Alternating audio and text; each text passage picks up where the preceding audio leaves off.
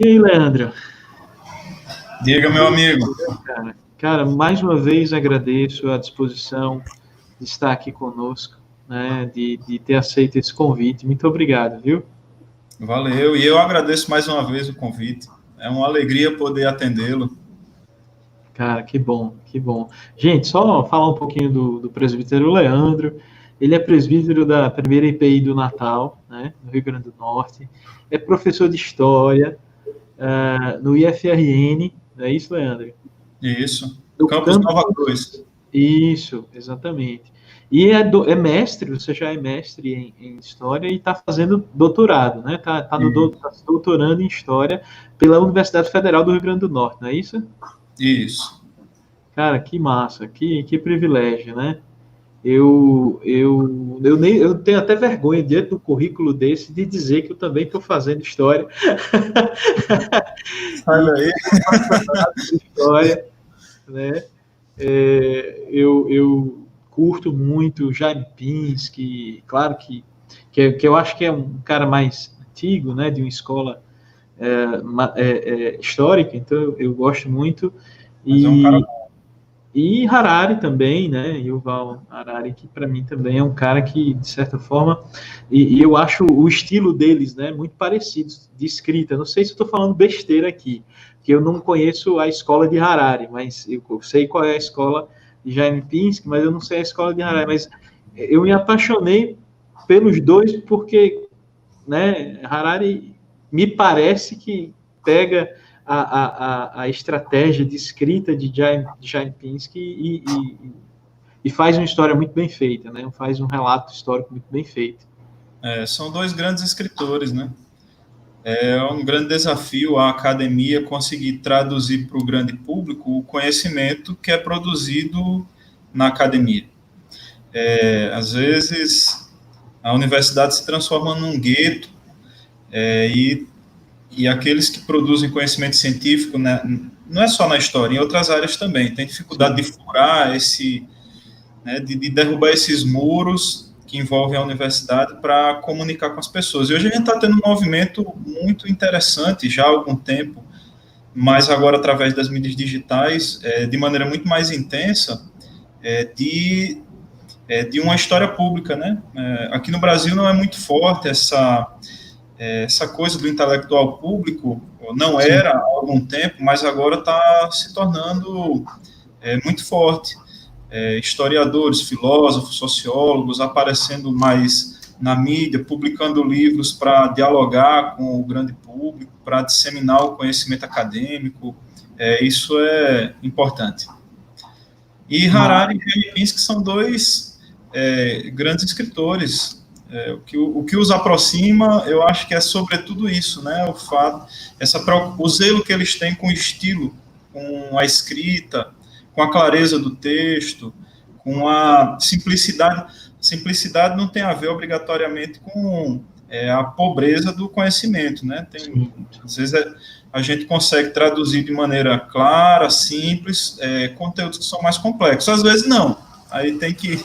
Verdade. Às vezes a gente precisa de um repertório mais elaborado para dar conta de conteúdos mais elaborados, mas eu acho que esse trabalho de tradução do conhecimento é muito importante.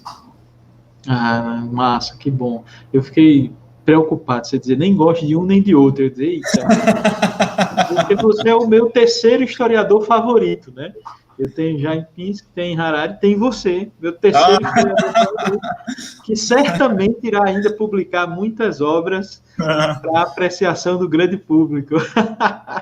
Me Tá fala uma difícil. curiosidade, assim, para a gente descontrair agora nesse início, antes de entrar profundamente no tema, sua tese de doutorado, não é isso?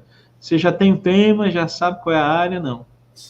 Então, o meu doutorado é uma continuidade do mestrado. Acontece muito. Na Sim. universidade, a gente seguir uma carreira mais ou menos linear. Às vezes a gente muda de tema, de objeto de pesquisa ao longo do caminho. Mas o mais comum é a gente se manter naquele mesmo tema para desdobrar a pesquisa em outras direções. Então, durante o mestrado, eu fiz uma pesquisa sobre a construção da barragem Armando Ribeiro, no Vale do Açu, no Rio Grande do Norte, Então, assim, a minha área de pesquisa é mais sobre as secas e o combate às secas no Nordeste, naquilo que a gente chama de região Nordeste, que se transformou em objeto de políticas públicas desde o início do século XX, né? E aí eu estudo a construção. Na verdade, não é só a Barragem Armando Ribeiro que eu trabalho no mestrado. É um projeto de construção de uma barragem, uma grande barragem lá, que está sendo construída agora. Começou a ser construída no PAC 2, né, no Programa de Aceleração do Crescimento 2. Sim. Não está pronta ainda. Mas esse projeto foi interrompido para a construção da barragem Armando Ribeiro, e a barragem inundou uma cidade. Isso é um fenômeno muito comum em vários processos de construção de barragens. Há várias cidades barrageiras pelo país, né? Sim. Comunidades que foram completamente inundadas porque elas estavam fixadas na área de inundação da represa, e toda a comunidade teve que ser deslocada. Ou a população migrou para outras áreas próximas ou mesmo distantes, né? No caso da cidade que eu trabalho, muita gente migrou para o sul do país, para Brasília, enfim, para várias regiões. Ou as pessoas vão para cidades que o governo constrói com esse fim específico de abrigar a população desinstalada. Então, no mestrado, eu trabalhei com a construção da represa, com um processo político, econômico, dentro do contexto do desenvolvimentismo brasileiro. Sim. E agora eu vou verticalizar a pesquisa para pensar exclusivamente esse fenômeno de deslocamento urbano. É uma população inteira que é deslocada compulsoriamente para uma outra cidade construída de acordo com critérios completamente diferentes daqueles que organizavam a vida social e espacial anteriormente deles, né? Então, é por aí que eu vou. Nossa, cara, já estou ansioso pelo livro, viu? É um tema interessante, instigante. Instigante. Eu fiquei pensando, você falando sobre isso, né? Eu não sabia, de fato, qual era a tua área de pesquisa mais a fundo, mas me veio à mente Os Narradores de Javé, aquele filme, né, clássico sobre isso. Aquela música, tem uma música do Engenheiro de Havaí, não sei se você conhece, que fala de várias comunidades, né? O sertão vai virar mar, medo que o mar também vire sertão, e aí ele fala de vários, Remanso, etc., Casanova, Sobradinho, várias cidades, né, que desapareceram por conta dessas grandes obras públicas. É isso Mas mesmo. que joia, cara, que massa. Feliz demais, assim, por esse início. Mas, assim, vamos entrar na nossa temática de hoje. O professor, o presbítero Leandro está conosco aqui. O nosso tema é epidemias, história e o novo normal, né? Claro que assim, a gente não é vidente, a gente não tem como prever qual será o novo normal, mas é necessário refletir sobre isso. E eu sei, né, Leandro, assim, muita gente às vezes está em casa e fica bombardeado de muita informação a respeito dessa situação. O Covid, de fato, é um problema que está afetando a vida de todo mundo, o mundo inteiro, direta e indiretamente, está sendo afetado por esse momento histórico. Mas é importante a gente bater um papo assim mais aprofundado sobre isso, não com o objetivo das pessoas ficarem com medo ou receio. Eu acredito que a ignorância é que gera medo e receio, né? A informação, quando ela é contextualizada, quando ela é bem analisada, filtrada, ela não vai gerar medo na gente. Então, o nosso objetivo aqui não é saturar você que está nos ouvindo, eu, o presbítero Leandro aqui, de uma temática que está, de fato, muito presente aí no seu dia a dia. Não é saturar, não é gerar pânico, não, a gente quer bater um papo bem informativo e objetivo, né, para que você possa fazer suas reflexões, e é claro, o professor, o historiador Leandro é presbítero, eu sou pastor, nós somos, né, vivemos essa esperança, nós temos a identidade de Jesus de Nazaré que nos define, então toda a nossa argumentação e conversa aqui tem a ver também com a nossa esperança de que a vontade do Senhor seja, de fato, cumprida em toda a vida. Beleza? Então, vamos lá. Leandro, primeira pergunta, então. Qual é o teu olhar, assim, panorâmico, como historiador, a respeito desse momento, e não só desse momento, mas das crises humanitárias de saúde pública, né? E as mudanças que vieram, né, na corrente aí dessas crises de saúde pública na história. Qual é, assim, de forma panorâmica, para a gente, né, adentrar aí nesse tema? Vamos lá. Primeiro, acho que é importante a gente deixar claro para aqueles que nos escutam que não há nenhum fenômeno que envolva a sociedade humana que seja exclusivamente natural. Assim também a doença, a epidemia, a pandemia, esses fenômenos são todos humanos também. A gente pode pensar a doença do ponto de vista biológico, mas a gente também pode pensá-la do ponto de vista sociológico, político, econômico. Há uma série de fatores que atravessam. Você vê a notícia de uma doença como essa, chega e agita a sociedade, agita o nosso cotidiano, movimenta, altera dinâmicas. Então, a gente passa a conviver com o medo, com a angústia, com a ansiedade. Enfim, há uma série de fenômenos que atravessam isso que parece, à primeira vista, um fenômeno estritamente biológico, natural. Então, a primeira coisa é possível historicizar a doença. Historicizar significa colocá-lo dentro de uma moldura temporal, ou seja, que os processos não são simplesmente naturais e eles se transformam. A maneira como nós lidamos com as situações mudam ao longo do tempo. Isso é historicizar. É compreender um fenômeno dentro do seu próprio tempo e não universalizá-lo e tratá-lo como se fosse eterno e sempre que acontece não vai ser, enfim, mostrar como um episódio distingue-se do outro e assim por diante. Então a gente pode pensar, por exemplo, e é uma coisa interessante, esses fenômenos, como a epidemia ou a pandemia, são fenômenos que aceleram os processos históricos, né? Na história a gente lida com o tempo. Não é só o historiador que lida com o tempo, outros pensadores também. Mas a matéria-prima do historiador é prioritariamente o tempo. Então, a gente também trabalha com geografia, a gente também trabalha com a sociedade, assim como sociólogo, também trabalha com a política, assim como cientista político. O que nos distingue do cientista político, do sociólogo, do geógrafo, é exatamente essa ênfase que nós damos no tempo, nos processos temporais, a maneira como o tempo atravessa as relações, então, as relações humanas. E no caso de epidemias, assim como de revoluções e guerras, e inovações tecnológicas que podem, né, se desdobrar em revoluções, nós temos um processo de aceleração do tempo, porque para a história o tempo não é linear. O tempo da história não é... Isso, né, Leandro? É importante frisar isso. Exato. Não é como o tempo da física, né? Que é feito de uma sucessão de segundos, minutos, horas, dias, semanas, meses, anos e assim por diante. E dentro de um pacotinho de 1 minuto cabem sempre 60 segundos, invariavelmente. Para o historiador, 1 ano pode condensar um processo de transformação que poderia levar décadas ou até mesmo séculos para ocorrer de maneira espontânea. E uma pandemia pode precipitar uma mudança que acelera o tempo, entende?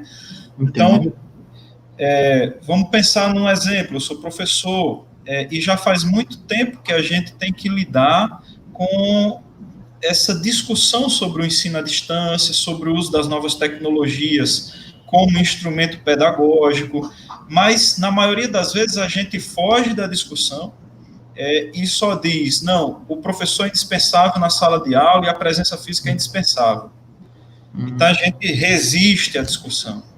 Mas aí chega uma pandemia como essa, nos enfia dentro das nossas casas, e os nossos alunos também, e nos obriga a pensar mecanismos de ensino e aprendizagem que a gente rejeitava, e que se fosse por um processo que demoraria mais se fosse por um processo mais espontâneo, mas a epidemia acelerou e fez com que, sei lá, 5, 10 anos se concentrassem num ano só.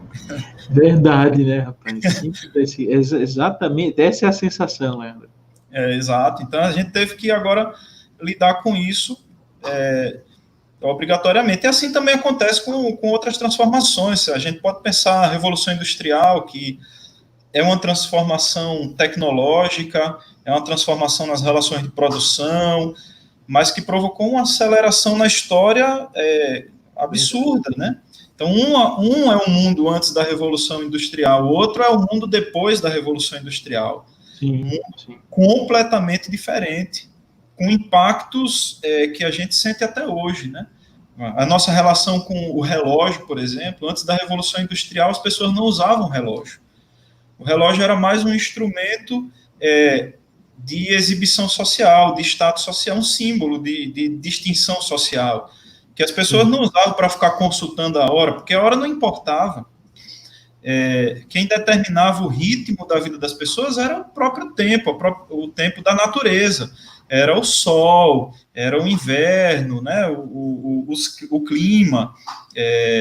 E aí, depois da Revolução Industrial, as pessoas se tornam mais presas ao tempo do relógio, ao tempo da fábrica, ao tempo do ponto.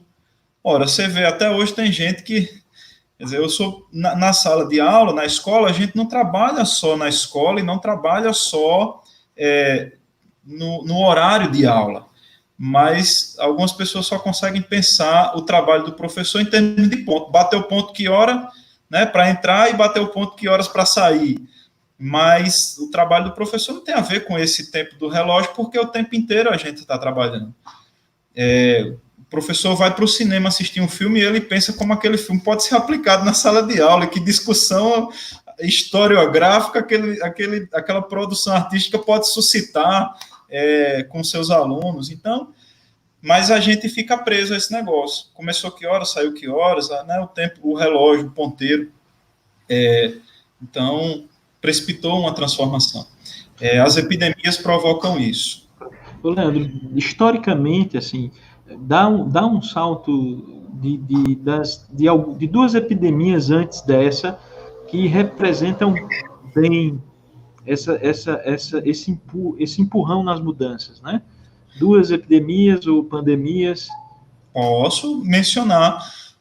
Vamos pensar, já que a gente está lidando aqui com o público de igreja, a gente pode pensar as epidemias que aconteciam na Roma Antiga, várias epidemias.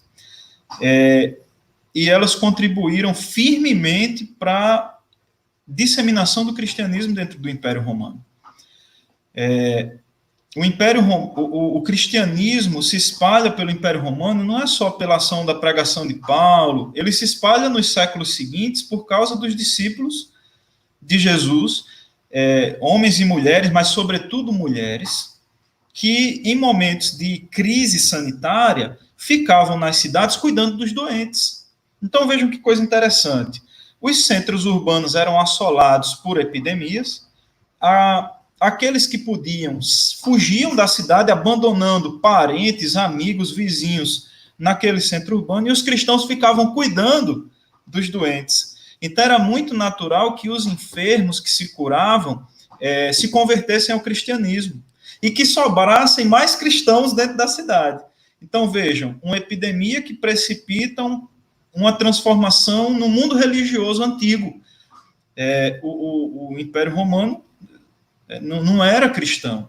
Havia o culto ao imperador, o culto aos antepassados, e toda uma mitologia que predominava em todo o império, né? Sobretudo nos centros urbanos mais importantes.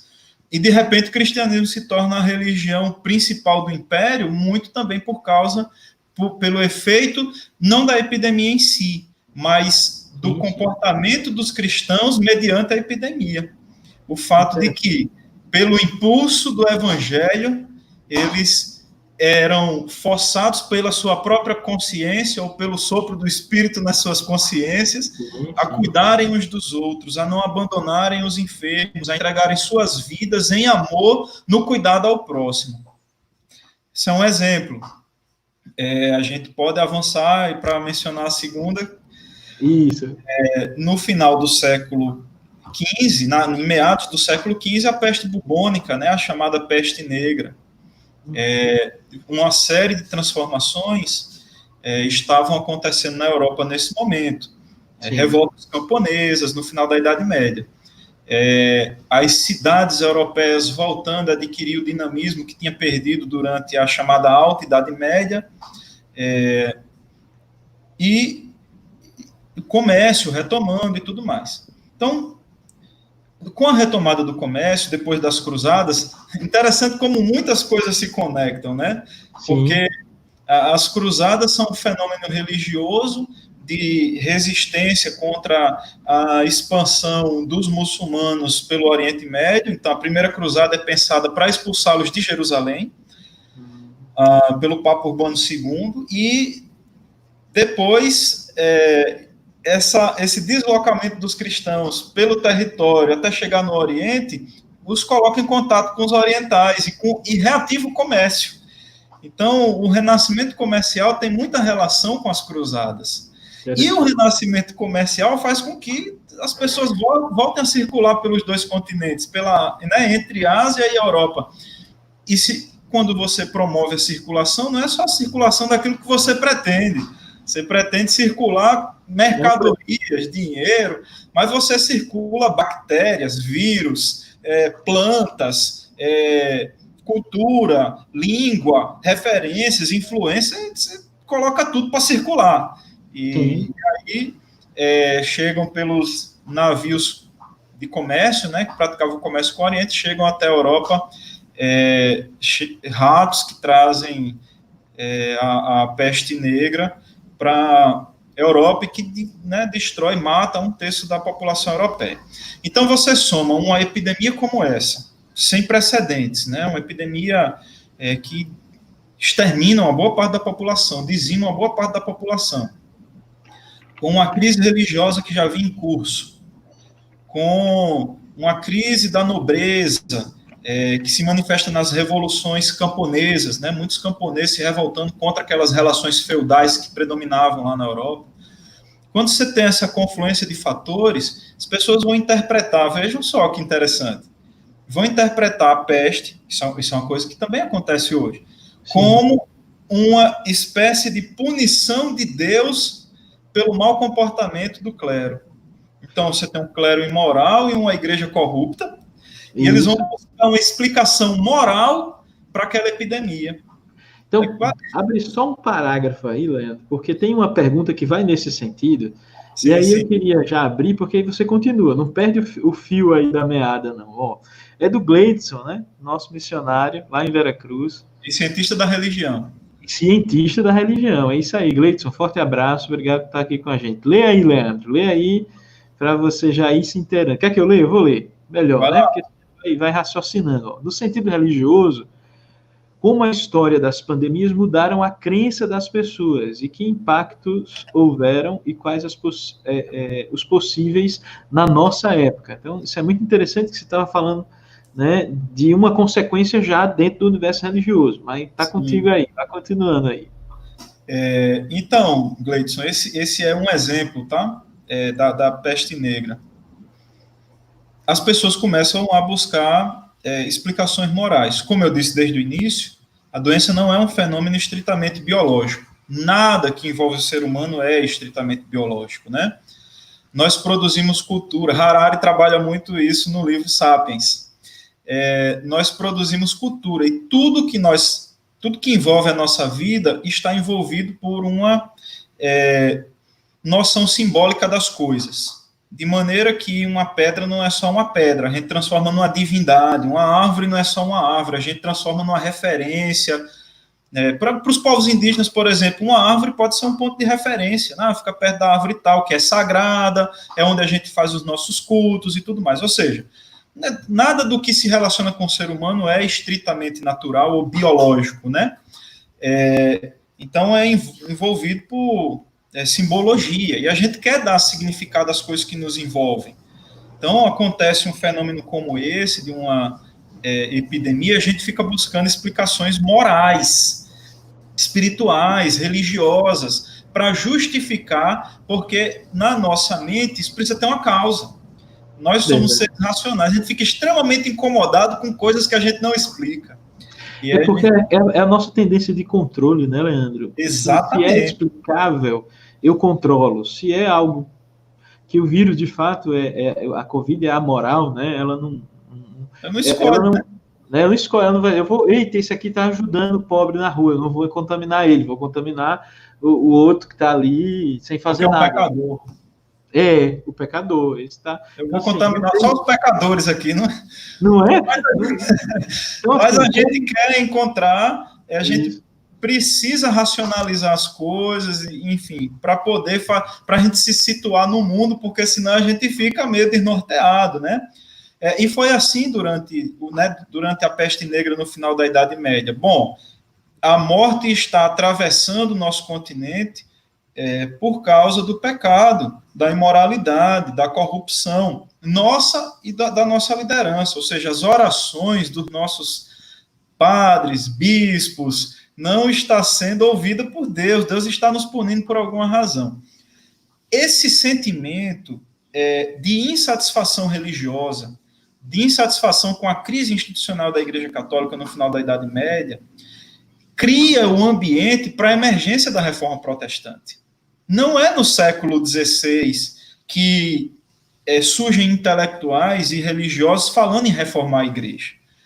Há uma série de pré-reformadores que sentem há muitos séculos a necessidade de uma igreja mais espiritualizada e menos institucionalizada. O movimento franciscano é considerado um movimento pré-reformador. Sim. Francisco de Assis poderia tranquilamente ter se tornado um reformador se a Igreja Católica não o tivesse capturado e inserido dentro da estrutura religiosa e o transformado numa referência da estrutura. Ele poderia, o início do seu movimento não tem vinculação institucional nenhuma, é um movimento orgânico, espontâneo e contestatório. E a igreja percebe aquilo e captura o movimento para dentro da instituição. Mas no século XVI, o século XVI já vem depois do XV. Não só cronologicamente, eu estou falando. Não só cronologicamente. O que eu quero dizer é que vem depois da peste negra, da revolução comercial, da revolução do renascimento comercial, do renascimento urbano, e a Europa já tem um ambiente que permite a emergência de um movimento protestante, do qual nós somos herdeiros, nós somos filiados a um movimento protestante do início do século XVI, que indiretamente tem relação com a pandemia, a epidemia, né, a pandemia da peste negra. Entendi. Então, esses são os dois exemplos que você pediu, e já respondo também a pergunta de Gleidson, menos a segunda parte, que envolve outras questões aqui. Exatamente. Era isso que eu ia te perguntar, na verdade, já entrando um pouquinho nisso.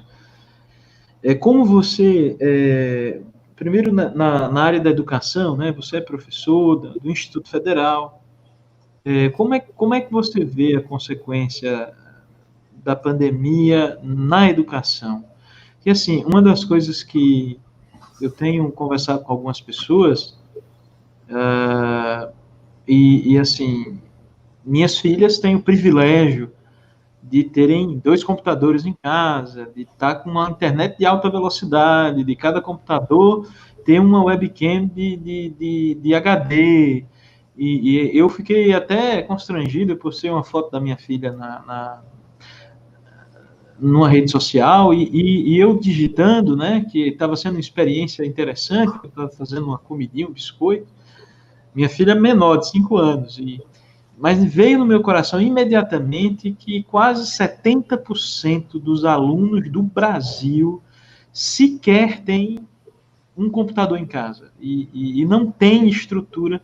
Como você, que é professor do Instituto Federal, como é que você vê a gente vai aprender alguma coisa? Existe uma alternativa? Porque não tem, o ano está acontecendo para as minhas filhas, mas para 70% dos estudantes não está acontecendo. Como é que você vê isso como professor? Então, pastor, há uma série de aspectos aí. Eu falei da pandemia como um fenômeno social, ele também é um fenômeno social nesse sentido, de afetar desigualmente as pessoas, de desmascarar, desnudar muitas das nossas desigualdades sociais, que em condições normais a gente tende a negligenciar ou fingir que não existem, né? nós sabemos que o Brasil é um país desigual, e muita gente sabe disso, mas é muito difícil agora a gente fechar os olhos para essa realidade. Isso vale para a educação e vale para outras dimensões da vida social. A fome, por exemplo, né? Muita gente falando de fome agora, e o povo vai ficar em casa morrendo de fome. Então, a fome era uma coisa sobre a qual a gente tinha que estar, né, vir discutindo, não era de agora. Então, um monte de gente se aproveitando desse momento para falar sobre fome de maneira, se aproveitando, né, da crise, se aproveitando, inclusive, do ponto de vista do discurso ideológico. Mas a fome é um problema em toda a América Latina, mata milhares de pessoas, ou até milhões de pessoas, eu não tenho dados precisos, mas a fome ainda mata muita gente no nosso continente. Não estou falando de África, estou falando de América Latina e Brasil. Gente que morre de desnutrição. E aí a epidemia coloca, assim, de maneira escancarada as nossas desigualdades sociais, que se manifestam em diversas áreas, inclusive na educação, como você colocou. E é disso que eu quero falar, então. Eu sou professor de uma escola que tem exatamente esses índices aí que o senhor colocou. Ela representa a média da população brasileira. 70% dos meus alunos não têm acesso à internet regular, né? Eles têm acesso, hoje quase todo mundo tem acesso à internet, mas não de maneira regular. É uma internet que pega do vizinho, é um celular que pega do pai para ver um vídeo de uma hora ou outra, mas o acesso contínuo, com internet de qualidade e com um aparelho, um dispositivo para acessar o conteúdo também de qualidade, isso é uma coisa muito desigual no país. É raro, porque 30% é uma coisa rara, né? Então, opa, Rodrigão. Então é isso. Eu acho que não tem como a gente deixar de enfrentar essa situação. Os professores precisam pensar nas mudanças que isso provoca do ponto de vista pedagógico. Como eu disse antes, a gente vinha se negando a enfrentar essa coisa do recurso digital, mas essa é uma excelente oportunidade da gente repensar a educação a partir de uma perspectiva freiriana, por exemplo. O velho e grande Paulo Freire, né, o patrono da educação brasileira, criticava a educação bancária. E o mundo digital, a era do conhecimento, né? Antes era a era da informação, porque popularizou o acesso à informação. Hoje a gente não fala mais em era da informação, a gente fala em era do conhecimento, no sentido de que a gente produz conhecimento junto. Então, eu sou professor de história e posso fazer os meus alunos produzirem conhecimento histórico. Eu não estou lá na sala de aula com a caixa de ferramentas, que é o conteúdo de história, e jogando o conteúdo para os meus alunos. Eles não são mais uma caixa que vai só receber as ferramentas que eu compartilho. Ele é sujeito nesse processo, ele também produz conhecimento, também tem suas inquietações, suas dúvidas, também quer produzir um vídeo sobre história, também quer produzir um podcast, também quer ter opinião com seus colegas, comentar a postagem de alguém, interagir. Então, assim, essa educação mais participativa, a gente tem como praticá-la agora, uma coisa que a gente falava há 40 anos, a gente tem a oportunidade de praticá-la de uma maneira mais efetiva hoje. Então, sim, a gente tem que enfrentar essa questão da educação digital no mundo, na era do conhecimento. Essa é uma educação emancipadora, é uma educação que leva o sujeito a produzir por si mesmo, a se autoeducar. O meu trabalho não é educar o meu aluno, o meu trabalho é dar a ele ferramentas para se autoeducar. Esse é o seu trabalho também como pastor. Sim. E que a gente tem descoberto isso na pandemia. As famílias, deveríamos estar descobrindo a importância da educação dos nossos filhos na nossa casa. Quer dizer, eu não posso terceirizar para a igreja, para o pastor e para o professor de escola dominical a educação do meu filho, nem jogar para o domingo a minha vida de oração. Eu preciso aprender a me autoeducar na fé, a educar os meus na fé, meus irmãos, meus pais, meus filhos, né, minha esposa e ela a mim, a gente entender que a educação se dá na troca. Então, a gente tem entendido isso do ponto de vista da escola, também do ponto de vista da igreja. Porém, aí agora é a questão das desigualdades sociais que o senhor mencionou. A gente vive num país extremamente desigual. Como fazer isso? Como que eu posso incluir o meu estudante pobre na era do conhecimento? Porque ele não está nem na era da informação ainda. Verdade. De só acessar passivamente o conteúdo, o conhecimento, a informação, quanto mais na era do conhecimento. Ou isso seja, isso é interessante. É interessante isso, Leandro, porque eu estava defendendo, eu não sei se foi numa live, eu não lembro, mas eu estava defendendo, não sei se tem lógica, claro que são termos históricos, você tem propriedade para me ajudar nisso. Mas assim, eu estava dizendo que me parece que o nosso projeto é moderno, né? Nós nem entramos na modernidade ainda, enquanto país, enquanto nação. É o projeto moderno ainda, da educação, de se investir em educação, de acreditar na educação, de entender que a educação vai trazer, né, vai agregar um estilo de vida para nós. Todo o projeto moderno, a gente ainda escancarou agora que a gente ainda nem é moderno no Brasil, em termos cronológicos. A gente não, claro que estamos dentro da modernidade global. Não sei se tem lógica isso. Não, tem muita lógica, pastor. Na Europa, a educação se estabelece no século XIX como um grande símbolo da modernidade. A modernidade não tem a ver só com máquinas, né? Exato. É só com a produção, ela tem a ver com determinados símbolos também. E a educação é um deles. A política liberal é um outro símbolo da modernidade. Então, não tenha dúvida, a gente ainda está... E o pior, por isso que eu digo que o tempo histórico não é linear, né? E ele é cheio de voltas, de movimentos, não voltas circulares, que, né, ao que era... Não é isso, mas é no sentido de que existem camadas diferentes de tempo no mesmo momento. Então, agora, enquanto a gente está no século XXI, no ano 2020, existem camadas do século XIX ainda aqui, né? O racismo, por exemplo, que deveria ter ficado enterrado no século XIX, continua a perturbar a nossa sociedade ainda hoje. Isso é uma camada de tempo do século XIX que continua, né, sobre o nosso tempo presente. A gente tinha que pensar a história mais em termos de Doutor Estranho ali, né? Universos diferentes que se interseccionam, o tempo vai...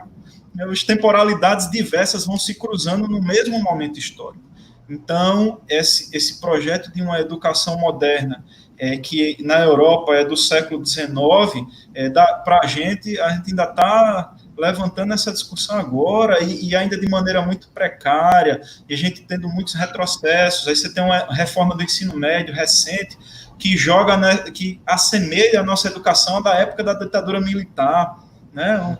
Ou seja, a camada de tempo da ditadura que volta para essa camada, entendi. E aí quer dizer, a gente sabe da importância da educação para a cidadania, né? A educação é um instrumento fundamental de cidadania, não quer dizer que a educação vai acabar com as desigualdades sociais.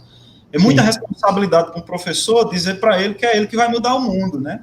Mas ele tem uma parcela importante de contribuição na formação de uma nova geração de cidadãos. E o gozo da cidadania, o usufruto da cidadania passa obrigatoriamente pela educação. Então, a educação não vai salvar o país, mas ela é um passo importante e fundamental. Sem isso, a gente não tem esperança nenhuma, não tem qualquer perspectiva de futuro sem educação.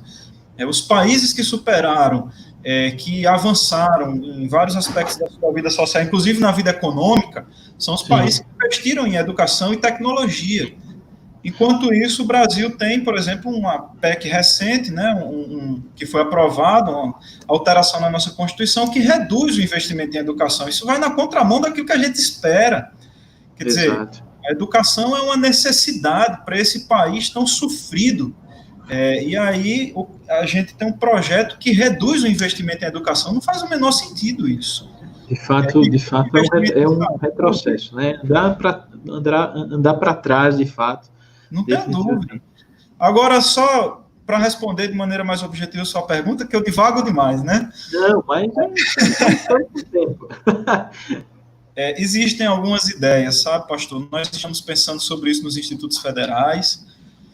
Existem assim, discussão sobre a oferta de conteúdo e de discussões de conteúdo digital offline, a possibilidade da gente... Rodrigo colocou aqui também, Leandro, televisão, rádio. Existe alguma coisa conversada nessa linha entre vocês?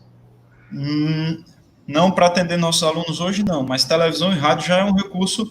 Eu conversei com o Bruno essa semana sobre isso. É um recurso muito utilizado nos rincões do país. Mas é verdade, pode ser utilizado também, Rodrigo. E já é utilizado em muitos lugares. Bruno falou do Maranhão, de áreas em que o professor vai eventualmente lá, o resto da educação é toda pelo rádio, ou pela televisão. Eu vi uma reportagem recentemente, acho que no Fantástico, de uma ilha que fica, assim, uma ilha de São Paulo, em que as pessoas não vão para o continente. E aí toda a educação delas se dá através do rádio, e uma professora vai, passa uma semana lá, outra no continente, porque existem realidades difíceis, como a realidade com que eu trabalho, de alunos do Agreste Potiguar e paraibano, né, porque a minha escola fica perto da fronteira da Paraíba, com a Paraíba, e a gente atende mais de 20 cidades, incluindo cidades da Paraíba. Então, a gente tem muitas dificuldades lá, mas há áreas cuja dificuldade é muito maior. Você imagina que é a educação para um ribeirinho na região amazônica. Não tem outra opção a não ser a rádio e a televisão. E que já foi usada durante muito tempo, projetos de alfabetização aqui no Brasil, no Nordeste, no contexto do movimento de Natal, que foi um movimento, não era só em Natal, o movimento partiu de Natal, mas era um movimento do Bispado, partido do Bispado de Natal para a educação das populações rurais, um projeto, enfim, através do rádio, a alfabetização através do rádio. Mas hoje, por exemplo, dos projetos que a gente pensa hoje no Instituto Federal, acho que a televisão e o rádio que o Rodrigão colocou aí são duas opções viáveis, mas existe, por exemplo, possibilidade de distribuir tablets já com conteúdo produzido lá dentro arquivado, offline, ou seja, o aluno precisa baixar, já chega com todo o curso lá pronto no seu tablet, conteúdo escrito, material em PDF, vídeo, podcast, tudo salvo no tablet para ele acessar. É uma possibilidade. E o tablet pode vir com um chipzinho 4G, 5G, também, né, Leandro, que conecta de graça naquele aparelho para que a criança tenha, ou o jovem, o adolescente tenha acesso de forma rápida, até para ter as duas coisas, né? O professor, de repente, fazer uma chamada de vídeo, né? De repente abrir uma sala no Zoom e o jovem ter acesso. Eu sei que são muitas questões, muitos irmãos estão colocando muitas perguntas aqui, depois a gente está na plataforma, né, de transmissão, o Leandro não está vendo, Laís e Túlio também não estão, mas tem muita pergunta, Leandro, e a gente está chegando no tempo. Mas o reverendo Rodrigo colocou uma questão aqui, outro Rodrigão, amigão nosso, de Aracaju, né? Rodrigão colocou aqui, Leandro, assim, professor, podemos esperar um tempo ontologicamente novo no pós-pandemia ou apenas alterações cosméticas no estilo de vida das pessoas? Isso é porque ele te ama, viu também? Não, eu que o amo, ele provou agora que não me ama. Provou agora que não, né? Não, o legal, assim, é que, por exemplo, Mariana tinha perguntado também algo nessa direção, né? Mari já com uma posição até interessante, mas crítica também interessante, como a de Rodrigo fez, foi interessante. Ela coloca isso, ó.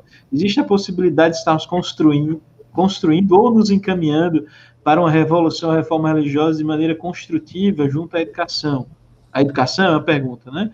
Quero dizer que seja possível através do conhecimento real da palavra, visto que existe uma parcela de evangélicos que têm negado atitudes abraçadas por Jesus, né? Então, assim, eu acho que Rodrigo resumiu isso que Mari colocou aqui. Ela até colocou divagação, mas enfim. Eu acho que é mais ou menos... Eu vou passar a bola para você. Você é presbítero, você é historiador, eu sei que você estuda teologia também. Cara, mete bronca aí, você é alguém que vive, né, a realidade da igreja. Então, assim, se preocupa. Eu Sim. acho que uma das características das pessoas que eu mais admiro, Leandro, e você é uma delas, pessoas que sofrem pela situação da igreja. Quando eu encontro pessoas que sofrem por tudo isso que a igreja vive, todas essas contradições, todos esses erros e acertos, né? Muito mais erros, e historicamente, meu Deus do céu, eu comecei a estudar história e ver como a religião, como o cristianismo, né, a bandeira do cristianismo foi utilizada para dizimar civilizações que aqui habitavam na América do Sul, na América do Norte. Então, assim, isso é assustador, de certa forma. Mas quando eu conheço pessoas como você, me dá esperança, porque a gente vive a igreja, a gente sofre por ela, a gente sofre por seus erros, a gente sabe, né, a gente sente na pele essa dor. Então, o que eu admiro muito em você é isso, como meu amigo Bruno, né, meu amigo Jaime, lá de Natal, e outros que estão junto comigo, Rodrigo, pastora Ana, pessoas que sofrem, né, pela igreja. Então vamos lá, eu acho que dá para pode responder. Essa pregação foi para dizer que você pode responder esse negócio. Essa pergunta de Rodrigo, acho que dá para a gente articular com a pergunta de Gleidson, né? O Gleidson perguntou que transformações provoca, assim, o que, é que a gente pode esperar, né? Isso, a segunda parte da pergunta de Gleidson e com a pergunta de Mariana. É Mariana, né? É Mariana, isso. Então, algumas mudanças são inevitáveis e vêm para ficar. Vou mencionar um exemplo do passado. Sim. Na Segunda Guerra Mundial, a Inglaterra não tinha serviço público de saúde, né? Um sistema público de saúde. E eles construíram um sistema, sobretudo para atendimento de trauma de guerra, para atender os soldados feridos de guerra, e esse sistema se fixou como sistema de saúde pública. Ficou, mesmo depois da guerra, eles sentiram que essa era uma medida importante, e eles a mantiveram, e até hoje a Inglaterra tem um bom sistema de saúde, como uma mudança que ficou, que aconteceu num momento de crise emergencial, mas que permaneceu mesmo depois da crise. Então a gente tem uma série de transformações agora, que são circunstanciais, mas algumas delas vão ficar, não tenha dúvida disso. Então, ou precisam ficar pelo menos. Acho que não é possível a gente negligenciar agora a importância do SUS, por exemplo, né? Já que eu mencionei o exemplo da Inglaterra, de uma saúde pública, a gente investir mais na saúde pública brasileira, a importância de políticas públicas para a educação e para a saúde, como nessa conversa que a gente está tendo aqui. Né, esses dois temas apareceram. E agora, focando mais no ontológico, aí, como colocou o Rodrigo, eu não tenho muita perspectiva de que a gente... Porque as pessoas, às vezes, romantizam muito também, né? Isso é um momento para emergir uma nova humanidade a partir de agora, morrer a velha humanidade, surgir uma nova. Eu não tenho... A gente que estuda história tende a desconfiar do ser humano, principalmente se a gente é calvinista, né?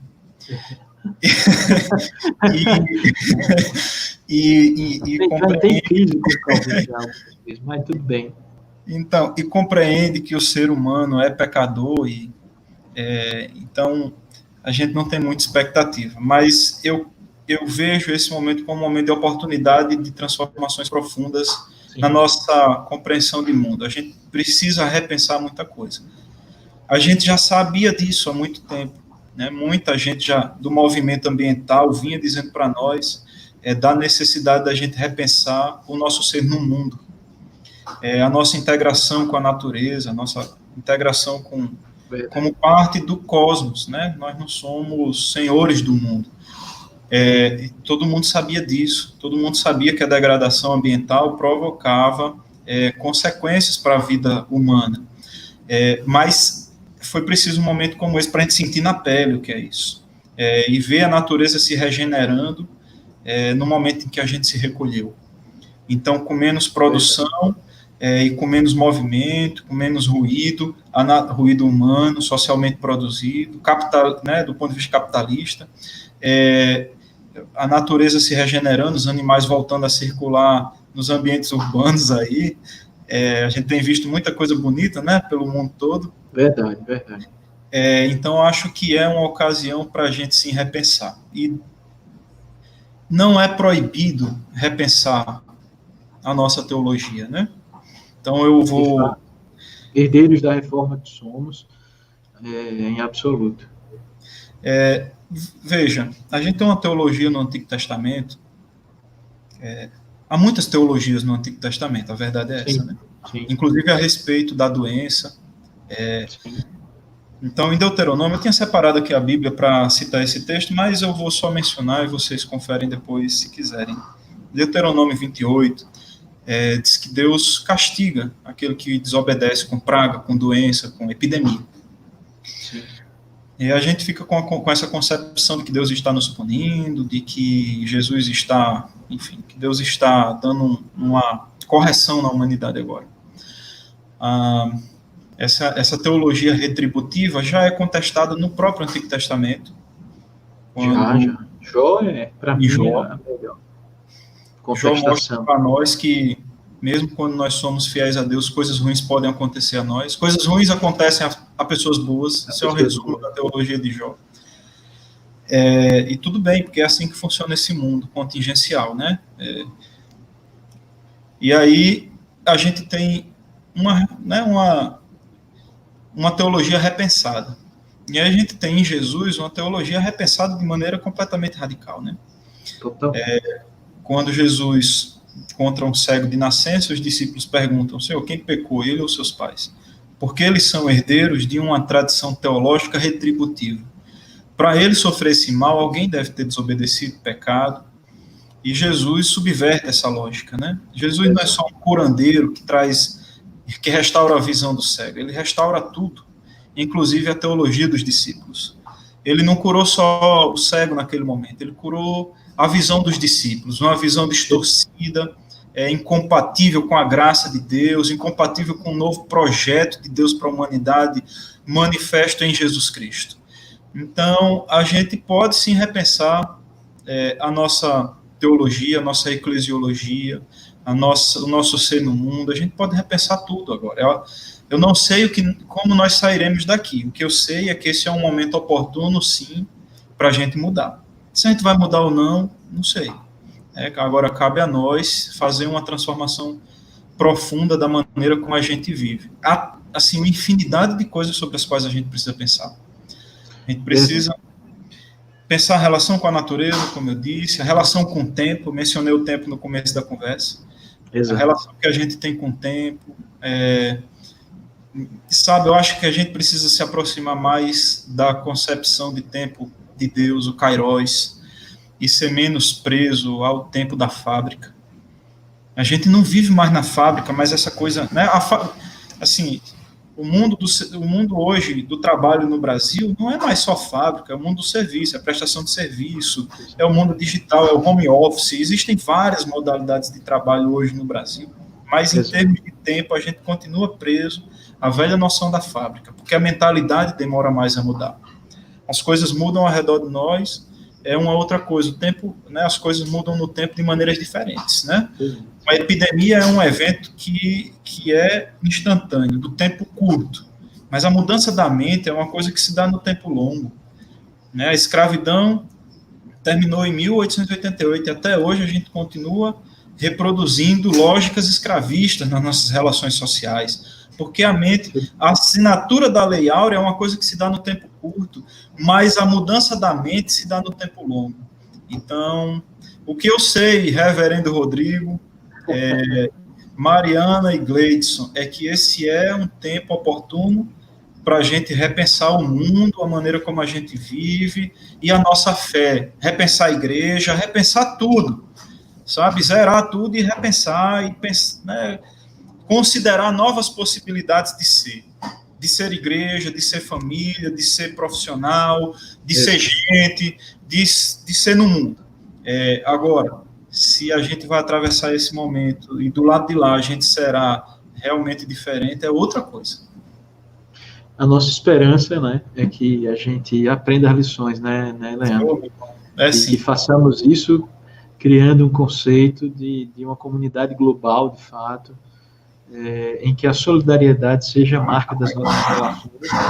Eu penso que abraçar Jesus de Nazaré e não agir com solidariedade ou não agir com essa empatia, na medida em que dizemos que abraçamos Jesus de Nazaré e não seguimos nessa estrada do Espírito a qual nós pertencemos, né? Lembrando quando os discípulos e Jesus iam passando por uma aldeia samaritana e o pessoal não deixou, era mais pertinho para chegar em Jerusalém, e Tiago e João disseram assim: Senhor Jesus, a gente vai orar, o Senhor quer que a gente ore para Deus derramar fogo do céu nessa galera? E Jesus olha assim assustado. Eu acho que é um daqueles momentos que Jesus respira, sabe, Leandro? E diz assim: vocês não sabem de que espírito nós somos, né? E a minha Vocês não entenderam nada ainda. Vocês não entenderam nada ainda. Não entenderam nada ainda, né? Eu acho que e a minha esperança é que a gente possa deixar que o Espírito sopre. Amém. E que os sinais do reino nos acompanhem nesse novo normal, que, como o Leandro disse, não tem como adivinhar, né? Mas que muita metanarrativa caiu, né, Leandro?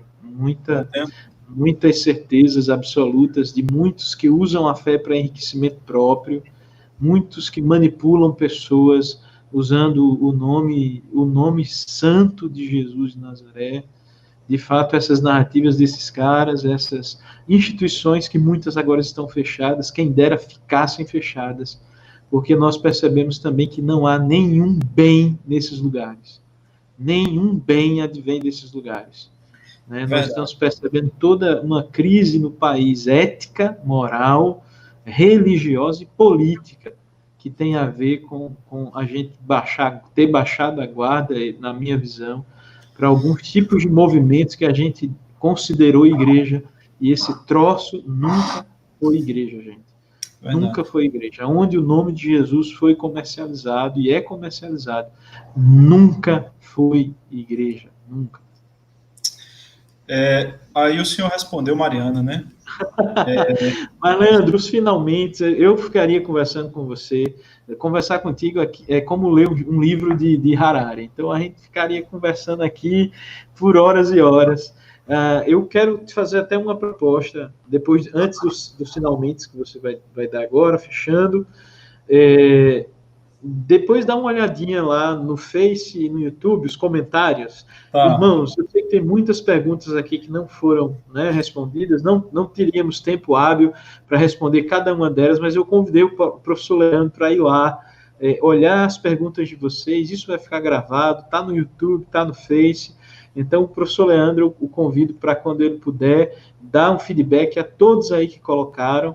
Né? Desde já agradeço a Carminha, a Mariana, o missionário Gleidson, cientista da religião, o Rodrigo Dias, Denilson Silva, né, Kerman, a Kerman entrou aqui, Leandro, a Kerman, o pastor Rodrigo Souza, da IP de Aracaju, o Rodrigão Freitas, Eliane, um beijão para você. Vamos orar com você agora no final, tá, Eliane? Mais uma Bruno vez. Bruno tá cobrando você falar dele aqui. Eu tô aqui também. E o Brunão tá aí, Brunão tá lá no início. Tem um comentário aqui, Brunão tá lá no início. Maria Eduarda, Rosângela Couto, Lívia, que deu um oi para nós aqui, Kelly, deve estar com os meninos lá, com o Flavião, com o Davi, com o Matheus, com o Lucas, Dinha, Auxiliadora, vamos orar por você também, agradecendo a Deus por mais um ano de vida, viu? Na sua vida, Keila, enfim, todos vocês, muito obrigado. Leandro, finalmente, para a gente passar para o encerramento desse encontro, que bombou aqui, o negócio tá bom. Né? Pastor, muito obrigado pelo convite. Gente, pessoal que interagiu aí, valeu mesmo. Quero dizer a Rodrigão e a Kerma que eu tô com saudade de comer um pão daquele caseiro aí com vocês, brincando com os meninos, tirando onda com o Telzinho aí, brincando de heróis da Marvel com ele. Mas esse tempo vai passar e a gente vai poder se reencontrar, né? Eu quero só deixar uma palavra de esperança para vocês, vamos confiar no Senhor. O salmista diz assim, que ainda que a gente ande pelo vale da sombra da morte, não deve temer, não precisa temer, porque o Senhor está conosco e Ele nos consola. Então, que você receba na sua casa o consolo do Senhor, e se sinta seguro, amparado e envolvido por Ele. Aqueles que estão enfrentando situações difíceis, que confiem. Aqueles que estão enlutados, que recebam o consolo do Espírito Santo. Meu irmão, amém. Obrigado, Leandro, mais uma vez.